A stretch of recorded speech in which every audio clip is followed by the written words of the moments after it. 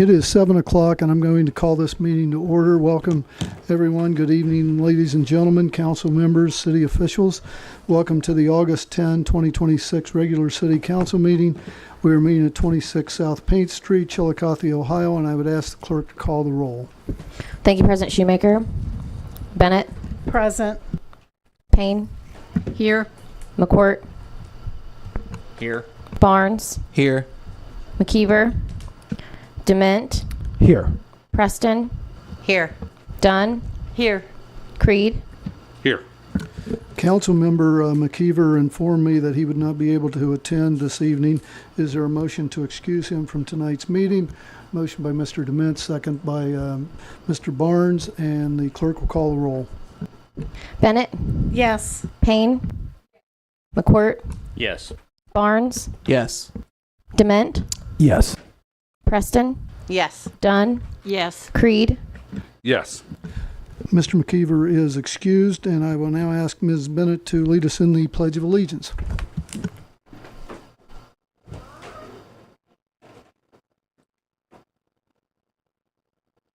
Ready? I pledge allegiance to the flag of the United States of America and to the republic for which it stands, one nation, under God, indivisible, with liberty and justice for all.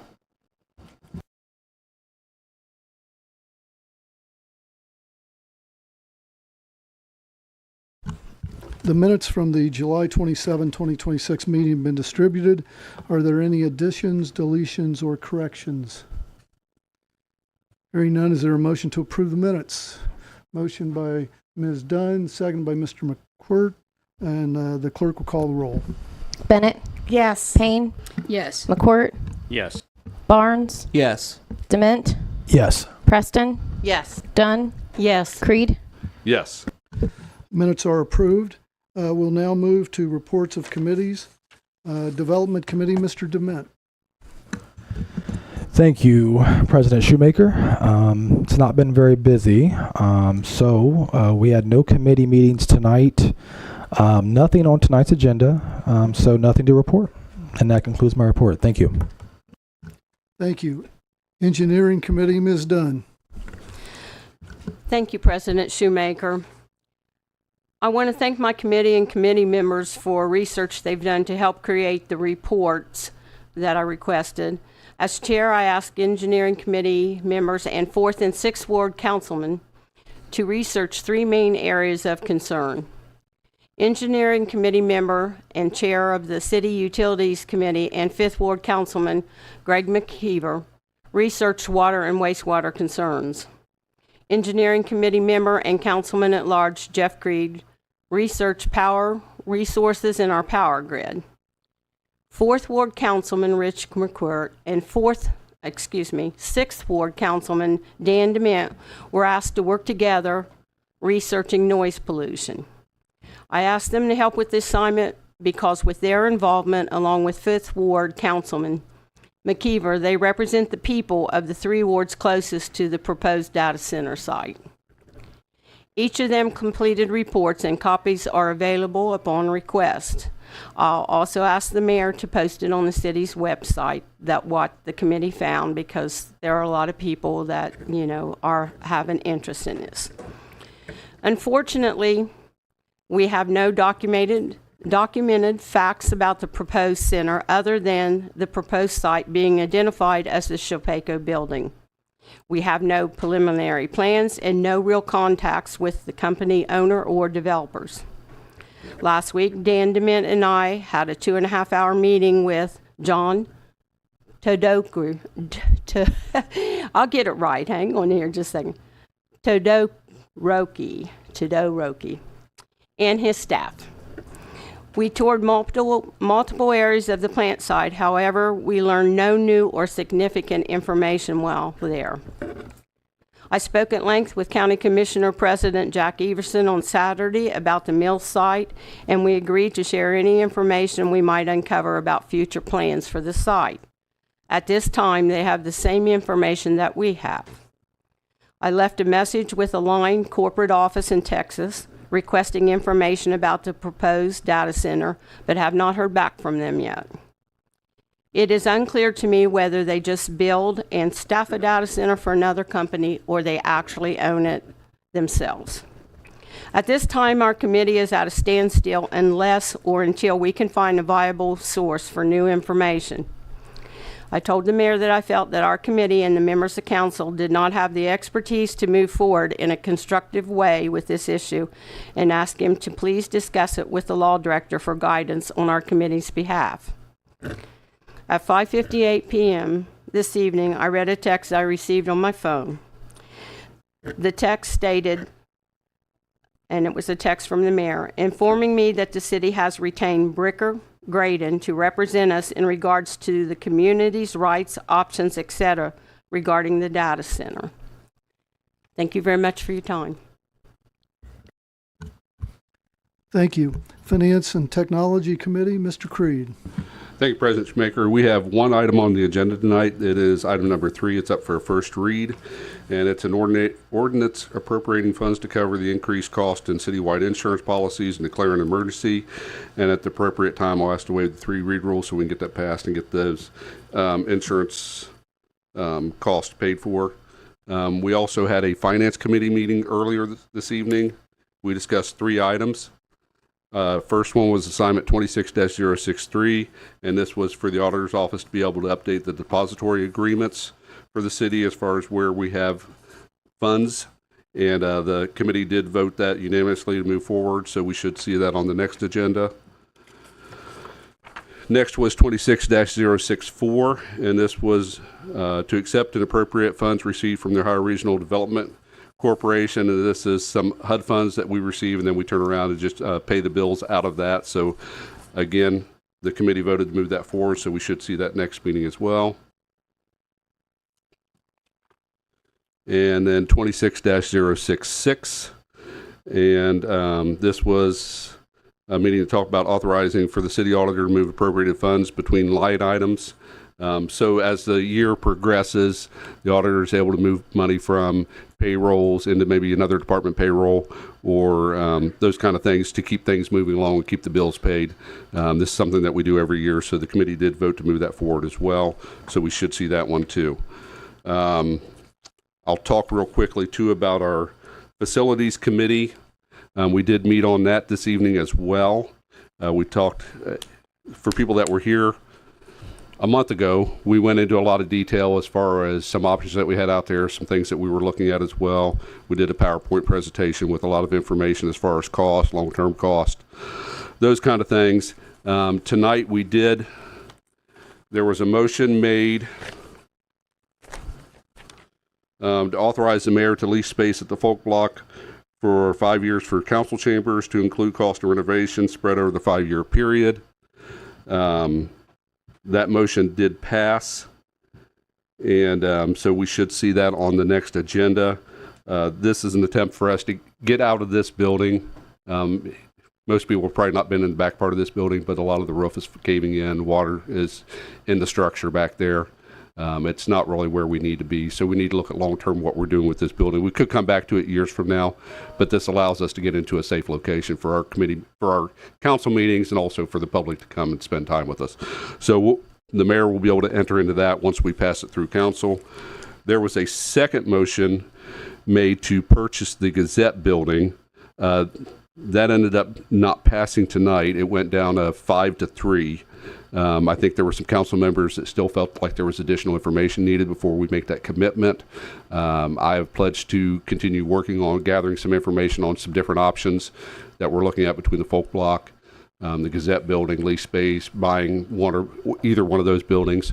So I'll bring that information to the next meeting, and hopefully the committee members will feel more comfortable moving forward with an option at that time. Again, that is a committee of the whole council, so it is everybody that's here sitting in front of you are the ones that help make those decisions. So I think we're moving in a positive direction. We're just not where we need to be quite yet, but we'll keep looking at those options. And that concludes my report. Thank you. Thank you. Human Resources Committee, Ms. Payne. Thank you, President Shoemaker. We do not have an item on the agenda this evening. However, we did have a committee meeting on assignment 26-055, and that's a special committee on the compensation. It's called Compensation Review Committee, and it's a committee of the entire council. This was our second meeting, and we're discussing full-time mayor. Our current mayor is a part-time position, works a full-time position, and what that compensation should be for that position. And not only that position, but the compensation for other elected officials. We will meet again. There's some information that I need to gather first. The law director, or not the law director's office, the auditor's office is going to help with that information. And so once we receive that information, then we'll schedule a third meeting. Thank you. Thank you. And I'm not sure if it's congratulations or in order for you, but I know you're going to have some more duties over at the school district. So I've taken jobs when I wasn't sure if it was congratulations or condolences, but I'll say congratulations, and we'll go forward from there. Parks and Rec Committee, Mr. Barnes. Thank you, President Shoemaker. I have not one, but two things on the agenda tonight. Feels like Christmas. First item is item number 6 is first reading of an ordinance appropriating $15,000 for the Canada Goose Management Services at Chiillicothe Park and declaring an emergency. And the other one is item number 9, a resolution authorizing the mayor of the city of Chiillicothe, Ohio, to execute 2 easement agreements with Ohio Power Company, a unit of American Electric Power, and declaring an emergency. Given the time, I'll ask to waive the 3-read rule. And in other parks news, I have some other exciting news to say. During the time between the 17th and the 26th, the skate park, all the ramps and stuff will be installing during that time. So I think we're going to have a lot of happy skaters to hear that news. I think that's it for me. Thank you. Thank you. Safety Service Committee, Ms. Preston. Thank you, President Shoemaker. Safety Services has 2 items on the agenda tonight. The first one is an ordinance appropriating $4380 for the replacement of control panel for the diesel exhaust filtration system at Fire Station Number 1, and this will be an emergency at the request of the fire chief. And at the appropriate time, I'll request to waive the 3-read rule on this item, as there is a bill that needs to be paid. And the other item is item number 5. It's a first reading of an ordinance appropriating $12,000 from the Safety Levy Capital Fund for the purchase of a new outbuilding at Fire Station Number 2 and declaring an emergency. There was a outdated fire building that was falling down, so they needed to replace that. And this will also, I'll request at the appropriate time to waive the 3-read rule on this item as well. That'll be it. Thank you. Thank you. Mr. McKeever's not here for the Utilities Committee, so we'll move to the City Services Committee. Mr. McQuirk. Thank you, President Shoemaker. I have 2 items on the agenda tonight. The item number 2, first reading, ordinance appropriating funds in the amount of $10,000 for the purchase of downtown solid waste containers. And first reading, item number 10, a resolution authorizing the filing of applications and proposals with the Ohio Department of Transportation for SFY 2028 grants through the U.S. DOT Federal Transit Administration. And at the appropriate, it's declaring an emergency, and at the appropriate time, I'm going to ask to waive the 3-read rule on that one. Also, I'd like to take a moment to recognize a friend of mine who was, his name is Master Sergeant Ernest Lee Johnson, U.S. Air Force retired, a son of Chiillicothe, a graduate of Chiillicothe High School, 1970, a war veteran whose career with the United States Air Force spanned over 3 decades and included involvement in 3 wars, the Vietnam, the Persian Gulf, and the War Against Terror. After a lifetime of serving his country with many deployments, many commendations, and awards for his service, he retired in 2012.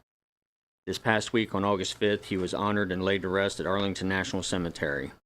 A well-deserved honor for a man who gave so much to his country. Thank you, Master Sergeant Ernie Johnson, for your service. That's all I got. Thank you. Thank you. Community Affairs Committee, Ms. Bennett. Thank you, President Shoemaker. We have 2 things on the agenda tonight. Item number 4 is an ordinance appropriating One Ohio opioid settlement funds in the amount of $40,000 to benefit the Hope Partnership Project. And our second item is number 8. It's the ordinance appropriating $20,000 from the general fund to provide funding for the Assistance House of Ross County. And those are both first reads. And that's the end of our report. Thank you. Now we'll move to reports of officials. The mayor couldn't be with us this evening, so we'll move to the auditor. I do not have anything to add to the agenda. I've got some items on there, but they've already been discussed. I did do a budget review at 6 o'clock tonight.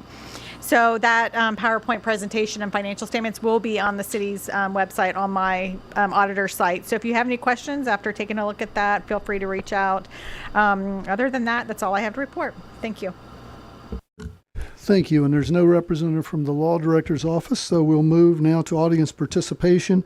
Any person wishing to address the council must first provide his or her name and address. Comments shall be limited to 5 minutes, and I will give you a warning when there is 1 minute remaining.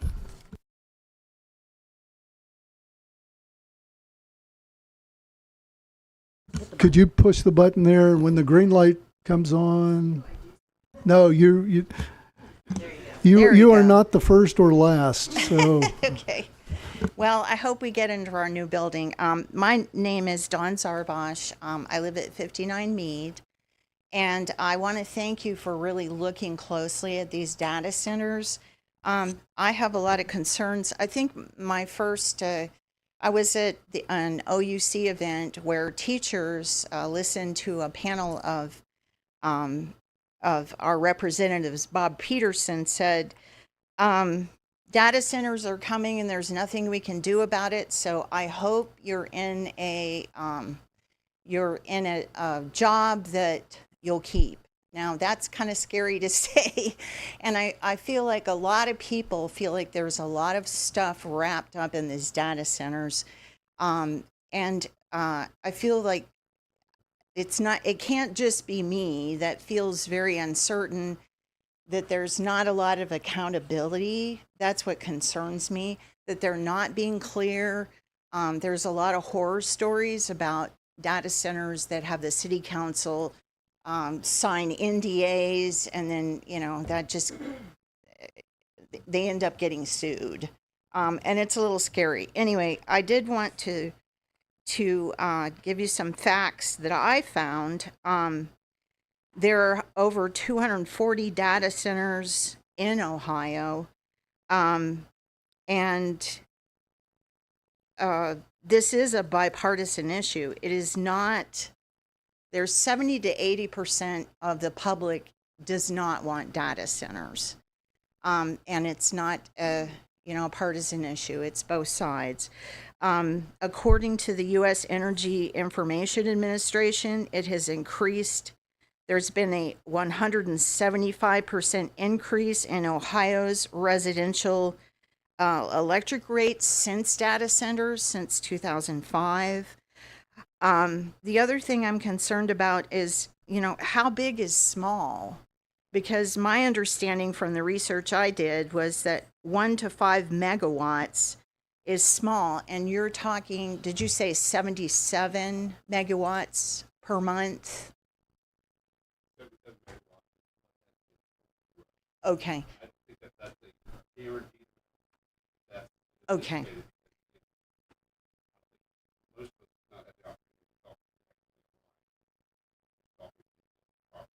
Okay. We really don't know what it's going to be. However, the mill has a power source themselves, so it isn't all on the grid. That is 75 to 80 megawatts. Okay. According to, alrighty. Well, and like I said, I appreciate you looking into it. I firmly believe in researching things before we jump. However, Conserve Ohio has said that not more than 25 megawatts per month is that is a friendly, manageable facility, and over that, it becomes an industrial scale data center that can use as much power as a small town. So I'd like you to check that, and which you are, and like I said, I appreciate that. And, you know, people want to know, is there electric surveillance part of it? Because they keep talking about that too. I think people are concerned about flock cameras and data centers. And you know, I'd just like to see a huge meeting on this. So that's kind of what I wanted to say. I do have some information. If we get to the point on moratoriums, of the 240 data centers, there are 48 moratoriums in force and 3 pending. So that is a place we could go if we decide that this is something we need more time to look at. So I hope we don't rush into stuff. Thank you.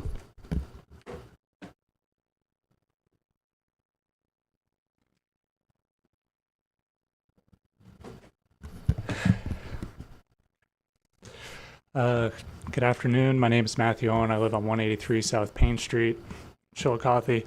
And I have comments on the data center coming from a totally ignorant perspective on what's going on, but I'm working mechanical engineering, so these are just some thoughts.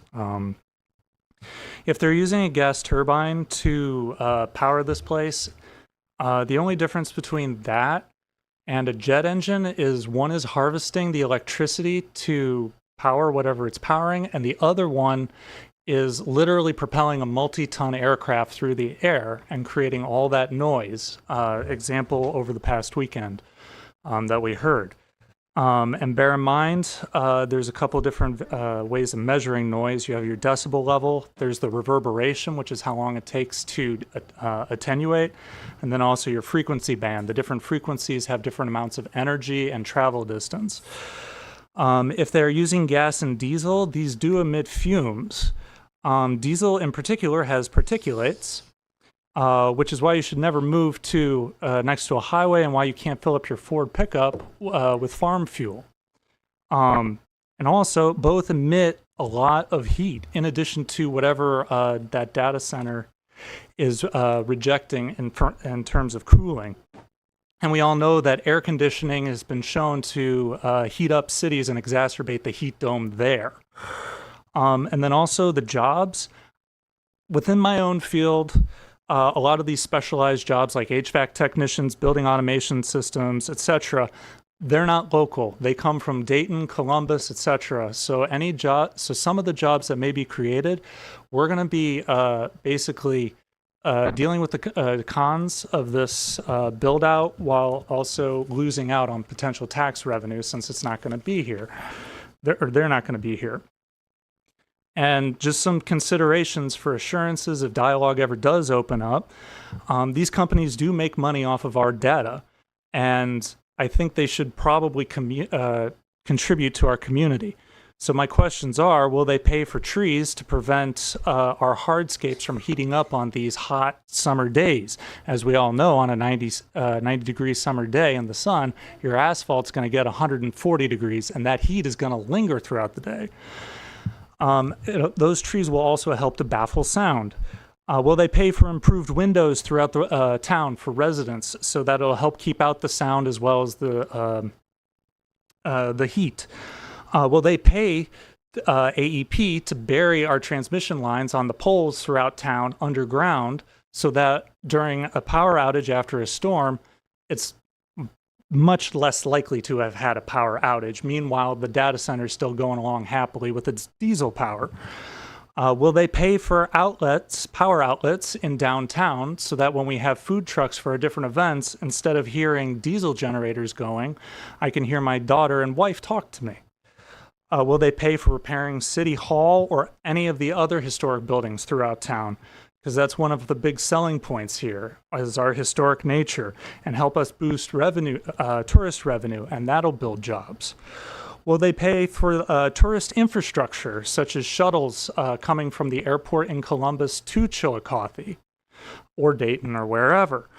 Will they pay for a bike path from downtown or the hotels on Bridge Street over to our historic UNESCO World Heritage Site or the VA National Historic District? Will they help pay and preserve our VA's historic buildings, period 1 and period 2 second generation buildings uniquely on one location. And if you do get those assurances, like J.G. Wentworth, I think you need your money now. Because as we found out in a lot of these quarterly reports that just came out, these hyperscalers and data centers, they're building these things based on debt. And the bond market has rated these loans as junk loans. The spread is way too high compared to a U.S. Treasury. And what does that mean? It means they think they're going to fail or have a high risk of failing. So you need your money now for all these assurances, if you do get any, now, because we don't want to be stuck with a dead data center and empty promises. And if they do think that all these trillions of dollars are going to wipe out the economy and nobody's going to have a job anymore, I think they're going to have money in the long run anyway, while we can help build our own economy here through tourism, as I showed. So, thank you. Thank you.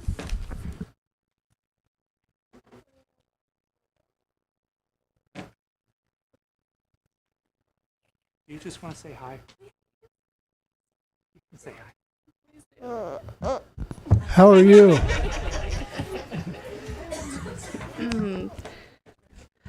Hi, my name's Stephanie Renner. I live at 98 Douglas Avenue.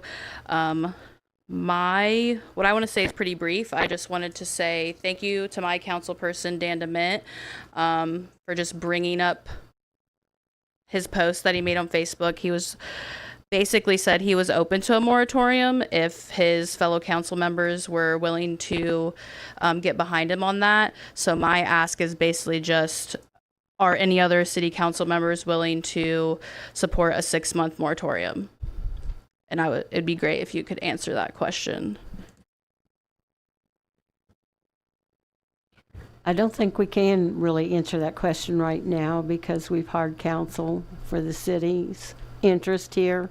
Might be incorrect about that, but I feel like that until we get more guidance from that person, then we don't even know if we have things in place already, and that's what we're trying to determine. Yeah, I guess my suggestion, and none of y'all have to answer me directly like that. Sorry, Kathy, I was staring at you, so you felt pressured to do that. I just didn't want to ignore your appreciate question, that. but I don't think that's why we've hired counsel to try to, to sort through all these issues and to make sure that we have the right information and that we don't find ourselves without having teeth in anything we do. Sure. I think the 6-month moratorium would actually give you the time and capability to do that safely. So that is my input. Thank you. Thank you.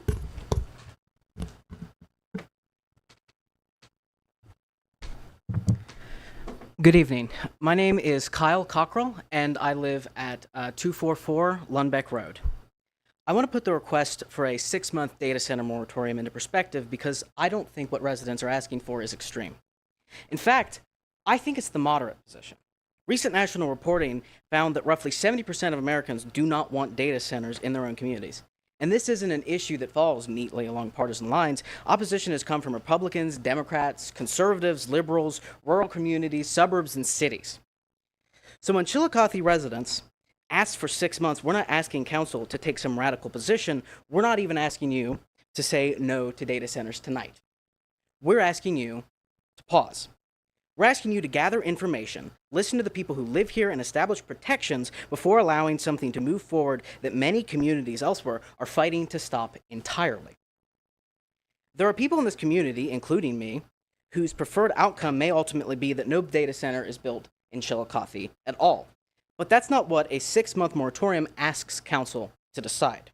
A moratorium leaves every option on the table. At the end of those 6 months, council could decide to allow data centers with regulations. You could establish requirements for noise, water, energy, setbacks, environmental protections, or other impacts.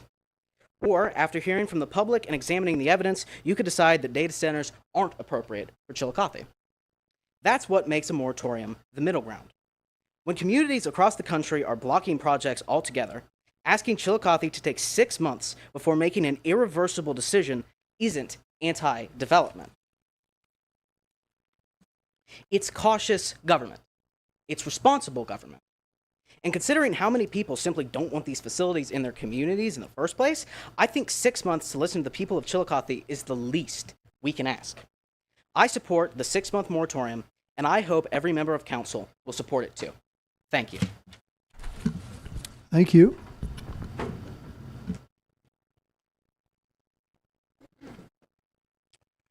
My name is Jamie Brown. My address is 98 Douglas Avenue.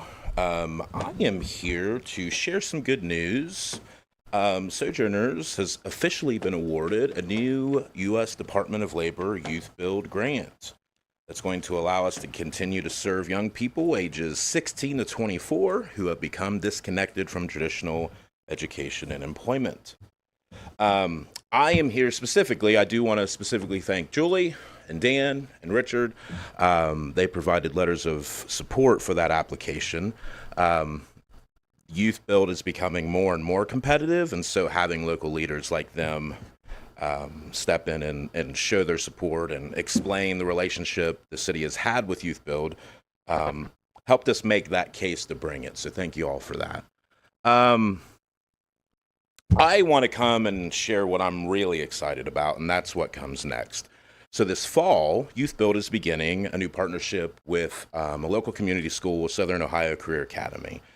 I think that partnership is arriving right at the right time. So recently, Senator John Husted, he got a lot of feedback, maybe criticism, depending on how you look at it. He said that he believed the American work ethic is broken. I might be in a minority of fellow Democrats willing to say it, but I actually agree with the senator. I suspect that we arrive at that conclusion for different reasons, but I believe our work ethic is broken because our workforce education systems are broken. We spend a lot of time asking why young people aren't prepared to work, and I think we need to also ask whether the systems responsible for preparing them to meet those needs are functioning correctly. Some students need smaller classrooms, some people need hands-on learning, some need academic direction that isn't being offered, some need mentorship, stability, transportation, and some just need adults who notice that they aren't going to school. So when those needs go unmet year after year, education problems will eventually and have become workforce development problems. So COVID made those things worse. One of my biggest pet peeves, because I've learned this recently, we're overstating and overusing COVID. It made and exacerbated those conditions of poor outcomes, but we actually started seeing this trend back in 2012, 2013. COVID isn't why our literacy rates are low. Today, roughly 4 in 10 fourth graders. So if you walk into a fourth grade classroom, of 10 of them, 4 of them are dramatically underprepared for literacy. In this speech, I have you think about what happens 10 years from now. I don't mean this to be condescending, but like I'd have you think about your last trip to Chipotle. And that's because of literacy rates, that's because of workforce development, that's because of education systems. So I think, again, to kind of lead into my biggest pet peeve, this is my biggest pet peeve. Young people don't want to work. I don't think that's true. I think that we need to ask better questions. I think we need to ask what happened along the way that caused young people to stop believing that education and hard work leads somewhere. I think if we decide an entire generation has a character problem, then there isn't much any of us can do about that. But if the problem is a part of our system, and the system just isn't reaching every student, then we have something we can build off of, hence Youth Build. I think that's where Youth Build, Southern Ohio Career Academy, and this relationship comes in.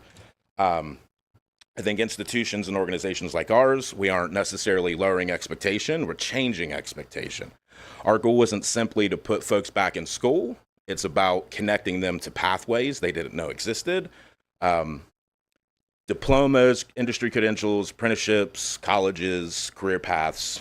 I come from a first-generation family. What that means, me and my brother were the very first people in my family of 4 generations to graduate high school. I am the first person in my family to go to college. I needed that modeled for me. That wasn't something, when I wasn't reaching my potential, it wasn't because I couldn't, it was because I didn't know I could. So I'm coming here tonight with an invitation. Next Wednesday, August 19th, Southern Ohio Career Academy is hosting the Chiillicothe Ross Chamber of Commerce Business After Business, 5 to 7. They're hosting that. Principal Cheney will be over at 30 East Main, right downtown. He's going to tell you about, kind of what Southern Ohio Career Academy has in store for the year. Our Youth Build staff will be there to talk about, the new relationship and how we're going to serve young people. Would love to see everyone in the room make it there. I've been talking about this new pathway. Principal Cheney and I have been talking about this. This is the new school. I'm not here to condemn traditional pathways or traditional school systems, but I am here to say that they are not sufficient. They are not enough. We need a new school. We need new schools. This is a part of that. So I want to end with the Department of Labor has invested in us. Southern Ohio Career Academy has stepped up. Sojourners is ready to get to work. So I'm just hoping we need to make sure that Youth Build never leaves again. We're going to be downtown. Yeah, we'll be downtown at Southern Ohio Career Academy, building the new school. So I appreciate it. Thank you all again. Thank very you. excited for the future. Thanks.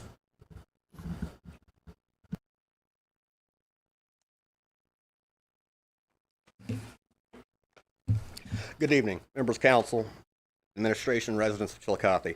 My name is Zachary R. Smith. I live at 850 Cliffside Drive. Speaking of Southern Career Academy, I'm the intervention specialist at this school. I taught there last year. I'm standing before you tonight because for 3 long years, the executive branch of this city, especially the mayor and the police administration, has completely stonewalled a wrongfully targeted citizen while actively protecting to serve sustained police corruption. I'm here to hand the legislative branch proof this IA, and to demand that this body exercises budgetary and oversight power to enforce immediate accountability. I have in my hand the city's own internal affairs investigation case, IAC 24-01. The city cannot claim these allegations are false because this report contains a signed confession of fault from your own investigators. Every single charge that I've brought forward has been sustained. The investigation confirms that Detective Lucas Lindemood committed a reckless clerical error, inserting my name and my record number 741789 into a sex offense report that said I had a daughter. I do not have kids. Sorry, I'm very anxious at this point. PD 2302325, despite zero evidence and completely mismatching date of birth. Another Zach Smith. I do believe people make mistakes. Detective Lindemood made a mistake. I believe that. Worse, the investigation proves that Officer Jonathan Davis then weaponized that falsified report. Officer Davis accessed my record without authorization or assignment. He then engaged in an 88-minute call to his girlfriend to feed restricted database information, who requested on behalf of her best friend. I later learned the truth around 4 to 5 months later when the two broke up and his girlfriend messaged me on Facebook and said that I had molested my daughter and she had heard the whole case. Officer Davis read the entire contents of the false sex offense report to the private third party who leaked it in the community, destroying my reputation. I have a license to keep. Safety and livelihood. For these actions, the Chiillicothe Police Department found Officer Davis guilty of 7 distinct policy violations. Violation of Rule 311-12, Ethical Standards. Violation of Rule 447, Divisional Business Confidentiality. Violation of Policy 90, Public Records Abuse. Violation of Policy 62 and 124, Body-worn camera and video violations. This was in his first month of employment. I think we call that the probationary period. What did the city's disciplinary response for this officer who falsified a sex report to upend a professional's life? And that's what it was aimed at. A written reprimand. Simple slap on the wrist. Systematic effort to minimize the city's exposure while keeping a severe liability on our streets with a badge and a gun. If the administration believes they have safely run the clock out on this matter, they are catastrophically wrong. Federal civil rights claims since 1983 may be barred. Common law invasion of privacy and error carries a strict 4-year statute of limitations under Ohio Revised Code 2305-09. The window for me to drag the city of Chiillicothe into the Ross County Court of Common Pleas remains fully open and legally actionable until March 2028. Furthermore, this is no longer just a localized Chiillicothe secret. Because of the administration's refusal to act, and this has been 3 years, I have formally engaged both the Ohio Peace Officer Training Academy and the Ohio State Highway Patrol to audit this department's flagrant abuse of law enforcement database systems. I'm handing the copy of this sustained internal affairs report to the Clerk of Council tonight, and I'm demanding 3 things from this body. Public Safety Committee immediately launched an independent inquiry into the database security breaches at the Chiillicothe Police Department. That this city issue a formal public rectification, completely exonerating my name from the report PD P23022325. That the council introduces a formal resolution of no confidence against Officer Jason Davis for pushing his immediate termination. The executive branch has failed its citizens and me. The pressure is now squarely on the council. Thank you. Thank you.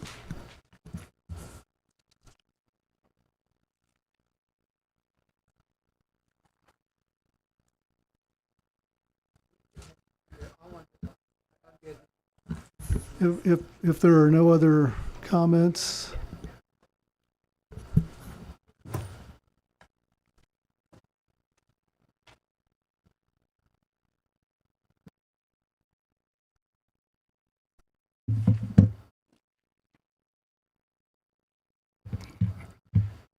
good evening. My name is David White. I live at 179 Church Street. First, I'd like to point out a recent Ohio Supreme Court decision that came down just August 7th in regard to emergency declarations by council of by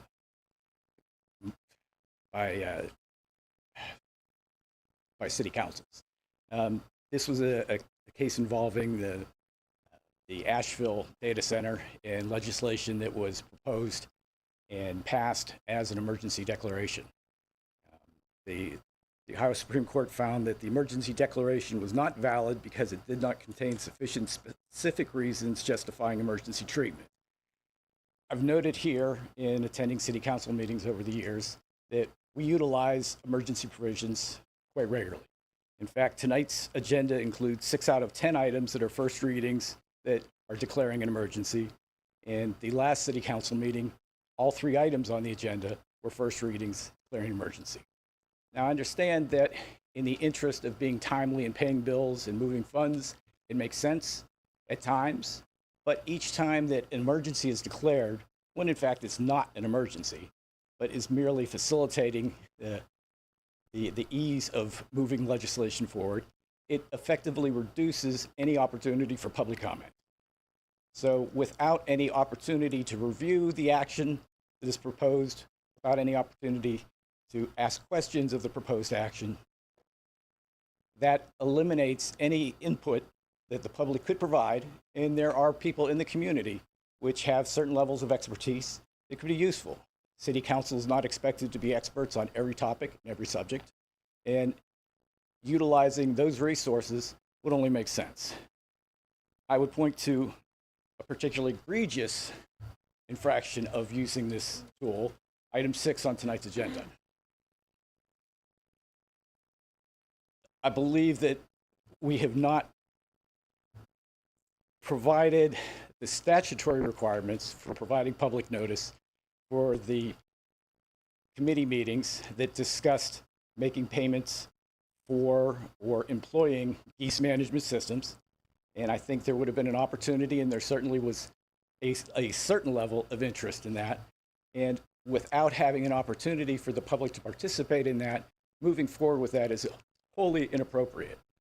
At this point, I would urge council not to utilize the emergency declaration unless we have that specificity which is required under the recent Supreme Court ruling. And I think in the instance of each of the items on our agenda tonight, that's not there. There's not a specific emergency in any formal or casual definition of the word. So as such, I would urge each council member to vote against any motion tonight to waive the 3-week rule on any of the proposed legislation. Speaking of proposed, there's been some discussion about the proposed data center. My understanding is that it's not actually proposed, but under installation. On on July 29th, it was a particularly hot day. The bay doors in shipping and receiving down at the Mead were open. It appears there have been racks, server racks potentially, installed in shipping and receiving. Now, there was a comment tonight that Chiillicothe is being looked at for the location of the data center, and that would be a separate part of the facility. But if in fact the shipping and receiving area is where they intend to install, they may already be installing that equipment. And if that is going forward, the discussions that we hear about the proposed data center and planned data center are well past and well advanced beyond that. Now, I may be inaccurate in what I saw, but in my time that I worked at the mill, I don't recall any racks being in that area. It was an area where rolls of paper were stacked and shipped out, loaded into tractor trailers. So I can only surmise from the evidence that I took, the photos through those bay doors, that they're already installing the data center. As such, I'm sorry, I didn't mean to cut you go off. ahead. No, I believe those are glove lines that you may have seen. I would like to see I mean, if you have the pictures, I could probably better point you in the right direction there, but I don't. We just toured that, that was a week ago, I think, or 2 weeks ago at this point. And We toured it on Monday. I certainly haven't seen any servers in there. So I'm just saying he may be mistaken. That's all I'm saying. It's entirely possible. There were racks there, but they were old shipping and receiving racks that we saw during our tour that were used for the rolls of paper. You remember the configuration, and it does mimic that type of equipment. So, in any event, there are a wide variety, as had been noted, of questions that have yet to be answered. Hopefully, we're not moving forward. One of the issues that's been raised is water quality and the impact that the proposed data center would have on that. One of the concerns that was raised at a previous council meeting was the potential contamination by PFAS materials, either through solvents used or firefighting foams employed at the facility that could come in contact with cooling water, and the potential for that getting into public water systems or public streams. There was an item before council some time ago where the administration proposed entering into a settlement agreement that would provide water testing services to sample the public water supply for PFAS-containing chemicals. The latest information I received from Mayor Ligfini is that we have not gone forward with that yet. And it would be valuable information and data to have if we knew what contaminants currently are in a public water system to be able to assess further threats that this data center might pose to that. Thank you. Thank you.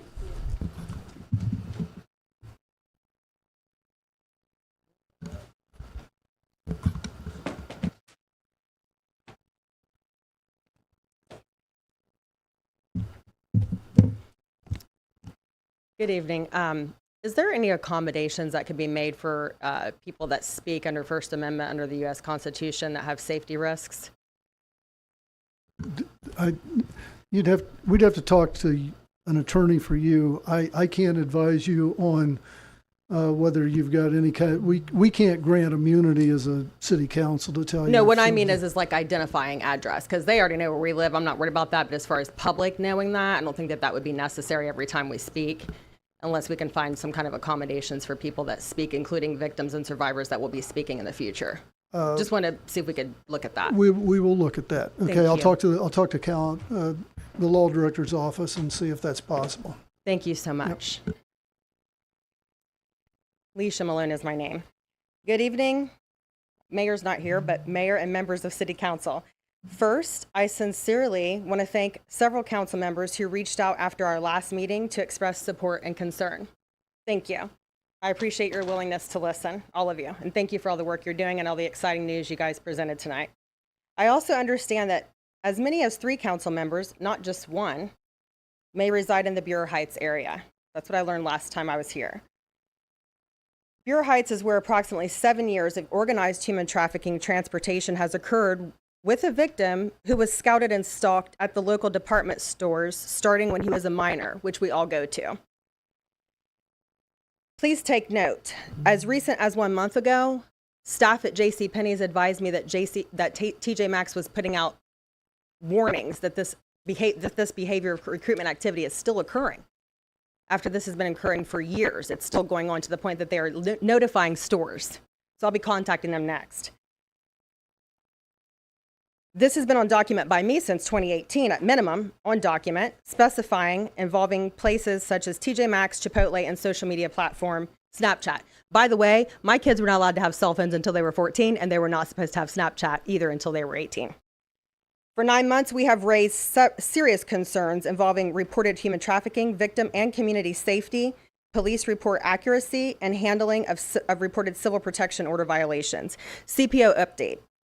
I want to clarify for the record regarding the civil protection orders. A total of 4 were reported with video evidence submitted regarding each. After reviewing our video evidence, most of the officers, including one that came to our house, said, ma'am, he reviewed it and said, ma'am, I hope to get them in cuffs tonight. But after speaking to their supervisors, the tone significantly changed and resulted in 0 CPO violations being issued or charged, and no warrant resulted from any of those. So since our last council meeting, I have filed a motion for contempt with the court so that the court can review all 4 alleged violations of this primary predator from Benton County who got off of 22 charges and an 18-year sentence against minors in the 90s. They did not receive any justice. Since then, I went ahead and filed that contempt, and hopefully, with the supporting evidence, the courts will issue warrants and issue enforcement of those civil protection orders that exist to protect victims for these crimes. I am not asking counsel to determine guilt, to determine whether a CPO was legally violated, interfere with any investigation, or determine whether allegations of misconduct or protection are true. I am asking counsel to address what falls within the city's authority: public safety, victim protection, accountability, accurate reporting, which someone spoke of tonight, appropriate supervisory review, and referral when something of this magnitude fails or falls outside of city authority. We now have recurring concerns regarding the accuracy and completeness of records involving different victims. My email requesting supervisory review of police report containing serious inaccuracies that can affect investigations, victims, and victim representation, and crucial supports, if left the way they are written without corrections being made, cause a big issue. Our request for clarification regarding a victim's request for a meeting went unanswered. 2 local advocates also sent follow-up emails regarding those same concerns, and those communications are on documented emails and were also left unanswered. Since then, we obtained another victim's report raising additional concerns that we are also going to address. Multiple victims have also expressed their belief that this individual is system protected. I am not presenting that belief as an established fact. I am reporting what victims have stated, including in the presence of professional advocates and witnesses, and in some instances on recording with permission. Thank you, sir. When similar concerns arise across reports involving different victims, appropriate independent or higher level review is warranted. We respectfully request a written response addressing: 1, what has the city done or what does the city plan to do regarding human trafficking and victim safety concerns repeatedly presented over the last 9 months? Who reviews concerns about material inaccuracies or omissions in police reports when supervisory requests, just simple, they make mistakes, let's just review this. If they've went unanswered, who's going to handle that? What oversight concerns when 4 alleged CPO violations are reported with video evidence and no violation is charged and no warrant results from those reports? And by the way, the last time they drove by my house. What safeguards protect victims and witnesses, particularly vulnerable individuals, when reporting human trafficking, sexual violence, intimidation, and protection order concerns? 30 more seconds. Thank you, sir. You keep me very grounded during this. You're very good at that. At our previous meeting, I'm almost done. I was advised that copies of our community safety warning that I presented would be made available to council. Were you guys able to print those out for people afterwards? They said they were going to. If you guys didn't, I brought more. So no problem. So you guys didn't do that last time? Probably ran out of here afterwards, huh? No problem. I've got extras for everyone. Finally, may please identify a designated point of contact and reasonable time frame for a written response. We are not asking council to prejudge anyone's guilt. We're asking for review, transparency, appropriate oversight, accurate reporting, victim safety, public safety, and accountability. When victims report safety concerns of this magnitude, they should know what happens next, what the city can do, what it cannot do, and exactly where they're supposed to turn next. This is not only about victims in Ross County and those standing before you, but these are explicitly stated safety concerns affecting the broader community. Thank you again for listening. Thank you to the council members who have reached out with support and concern. Thank you.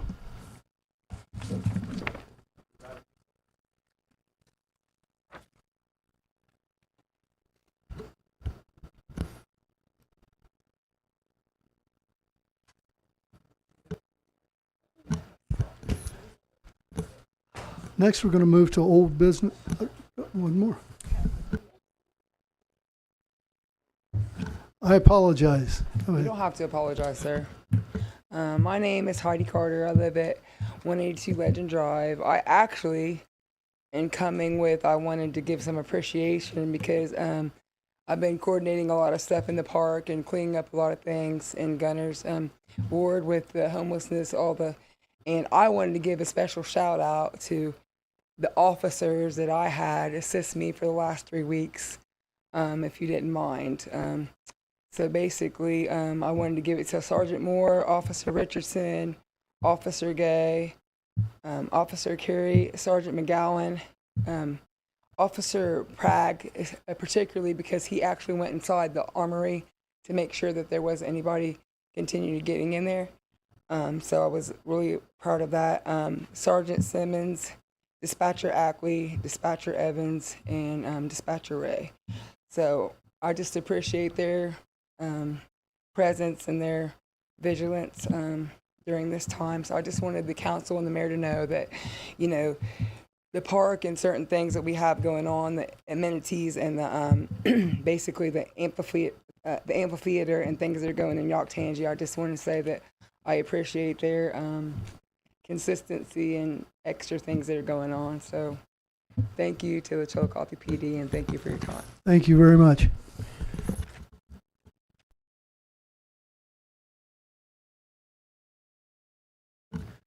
I will try this again. If there is no other audience participation, I would ask if there is any old business to come before council this evening. Hearing none, I will move on to petitions and correspondence. Thank you, President Shoemaker. I've not received anything. Is there any new business to come before council this evening? Hearing none, we will move to the reading of ordinances and resolutions.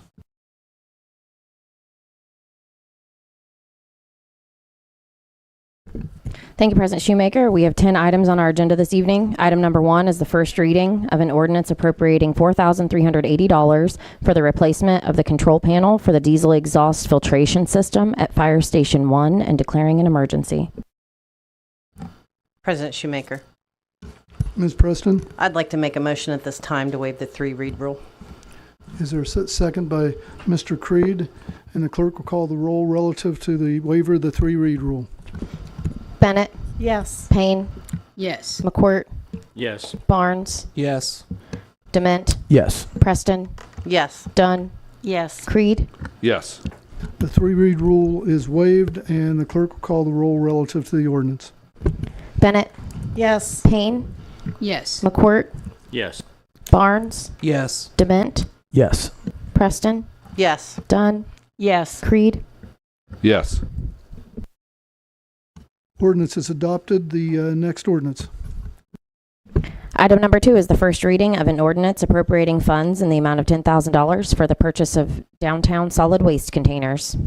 The ordinance will move to the next agenda. The next ordinance. Item number 3 is the first reading of an ordinance appropriating funds to cover an increase in costs of citywide insurance policies and declaring an emergency. Mr. Creed, President Shoemaker, I'd like to make a motion to waive the 3-read rule, please. second by Mr. Dement, and the clerk will call the roll relative to the waiver of the 3-read rule. Bennett, Yes. Payne, Yes. McCourt, Yes. Barnes, Yes. Dement, Yes. Preston, Yes. Dunn, Yes. Creed. Yes. 3-read rule is waived. The clerk will call the roll relative to the ordinance. Bennett, Yes. Payne, Yes. McCourt, Yes. Barnes, Yes. Dement, Yes. Preston, Yes.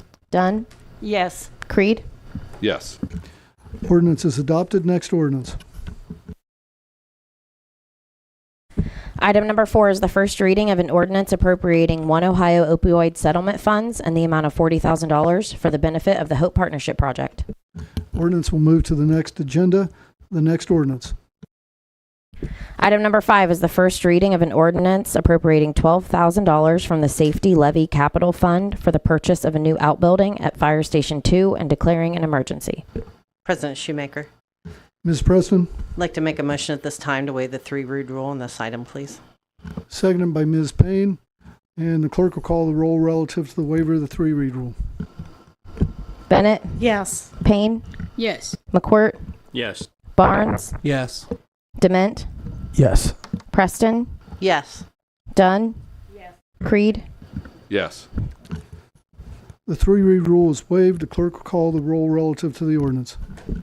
Bennett, Yes. Payne, Yes. McCourt, Yes. Barnes, Yes. Dement, Yes. Preston, Yes. Dunn, Yes. Creed. Yes. Ordinance is adopted. Next ordinance. Item number 6 is the first reading of an ordinance appropriating $15,000 for the Canada Goose Management Services at Yoctangi Park and declaring an emergency. Ordinance will move to the next agenda. Next ordinance. Item number 7 is the first reading of an ordinance appropriating $12,240 for the installation of a replacement gas monitor probe at the closed Seney Road landfill. Ordinance will move to the next agenda. Next ordinance. Item number 8 is the first reading of an ordinance appropriating $20,000 from unappropriated general funds to provide funding to the Assistance House of Ross County Incorporated. Ordinance will move to the next agenda. The next ordinance, or next resolution, excuse me. Item number 9 is the first reading of a resolution authorizing the mayor of the city of Chiillicothe, Ohio, to execute 2 easement agreements with Ohio Power Company, a unit of American Electric Power, and declaring an emergency. President Shoemaker, Mr. Barnes, I'd like to make a motion to waive the 3-read rule. seconded by Mr. Dement. Clerk will call the roll relative to the waiver of the 3-read rule. Bennett, Yes. Payne, Yes. McCourt, Yes. Barnes, Yes. Dement, Yes. Preston, Yes. Dunn, Yes. Creed. Yes. 3-read rule is waived. Clerk will call the roll relative to the resolution. Bennett, Yes. Payne, Yes. McCourt, Yes. Barnes, Yes. Dement, Yes. Preston, Yes. Dunn, Yes. Creed. Yes. Resolution is adopted. Next resolution.